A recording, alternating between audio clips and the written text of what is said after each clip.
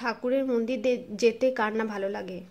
তো অনেক দিন ধরে আমরা শুনছিলাম যে মারুতে একটি মন্দির তৈরি হয়েছে, তো সেটা দেখতে যাব।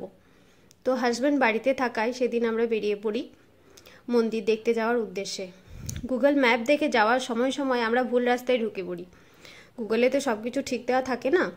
তো রাস্তায় যেতে যেতে আমার হাজব্যান্ডের এক বন্ধুর সাথে দেখা হলো, মন্দিরটা নাকি ওদেরই। তো সেখানে ও আমাদের পথ দেখিয়ে নিয়ে যায়। তো যেদিকে মেন দরজা সেদিকে আমরা না গিয়ে আমরা ঢুকে পড়ি ভেতরের রাস্তা দিয়ে, গলিতে গলিতে। তো আমার হাজব্যান্ডের বন্ধু যে ছিল সে ঘুরিয়ে ঘুরিয়ে দেখাচ্ছিল মন্দিরটা খুব সুন্দর তৈরি করেছে জানেন।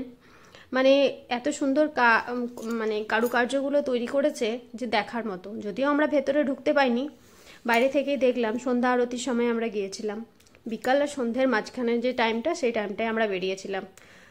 তো দেখে মন ভরে যাওয়ার মতো জায়গা, এত সুন্দর, এত পরিষ্কার পরিচ্ছন্ন। যদিও বা নতুন, দেখে ভালো লাগছিল জানেন। এই সুন্দর সুন্দর, আমি নিজেই লাইট জ্বালিয়ে এইগুলো দেখছিলাম। ওখানে একজনের সাথে, একজন জেঠিমার সাথে দেখা হলো, উনিও বেশ ভালো কথা বলছিল। আমার দাগগুলো নিয়ে জিজ্ঞাসা করছিল যে মা এগুলো কতদিন হয়েছে। তো ওনাদের বললাম যে আমার বাচ্চা মেয়েটা যখন পেটে, তখন থেকেই শুরু হয়েছে। হয় না, মানুষ দেখলে তো জিজ্ঞাসা করবেই, তাই না? তো সেখানে কথাবার্তা একটু বললাম, কথাবার্তা পেলে আমি এই মন্দিরের ক্যাপচারগুলো নিচ্ছিলাম। খুব সুন্দর জায়গাটা, এত ভালো লাগছিল। তারপরে সন্ধ্যা সন্ধ্যা হয়ে গেছিলো, লাইটগুলো জ্বালিয়ে দিয়েছিল যখন, আরও ভালো লাগছিল। দিয়ে আমার হাজব্যান্ড জিজ্ঞাসা করছিল যে আসার রাস্তা কোন দিকে। তো আমরা যে রাস্তা দিয়ে এসেছি তার উল্টো দিকটা হচ্ছে মেন গেট। আমরা উল্টো দিকে ঢুকেছি গলিতে গলিতে।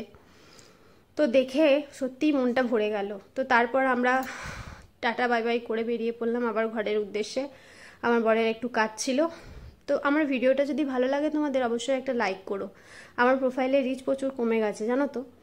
একটু ভিউজটা একটু বাড়িয়ে দিও। ভিডিওটা ভালো লাগলে লাইক করো। টাটা।